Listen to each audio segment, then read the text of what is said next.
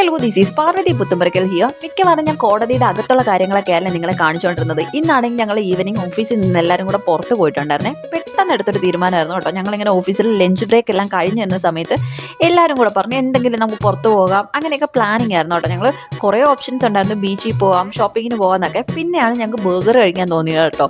അങ്ങനെ ഞങ്ങൾ തൊട്ടടുത്തുള്ള അച്ചായൻസ് കഫേയിലോട്ട് വന്നു. ഞങ്ങളിങ്ങനെ റീൽസും അതുപോലെ വ്ളോഗ് എല്ലാം കണ്ടിട്ട് ഏതെങ്കിലുമൊക്കെ ഫുഡ് സ്പോട്ടിലൊക്കെ പോയി കാര്യങ്ങളൊക്കെ ട്രൈ ചെയ്യുന്ന ആൾക്കാരാണ്. ഞങ്ങൾക്ക് അവിടെ ചെല്ലുമ്പോൾ തന്നെ അറിയാം ഞങ്ങൾ എന്താ കഴിക്കാൻ പോകുന്നത്. പിന്നെ മെനു കാർഡൊക്കെ കണ്ടപ്പോൾ ചെറുതായിട്ടൊന്ന് മറിച്ചൊക്കെ നോക്കി കേട്ടോ. ഇതെൻ്റെ ഒരു മാം ആട്ടോ, പണ്ട് എൻ്റെ സ്കൂളിൽ പഠിപ്പിച്ച്. ഞാൻ മാമിനെ കണ്ടപ്പോൾ പോയി സംസാരിക്കുകയൊക്കെ ചെയ്തു കേട്ടോ.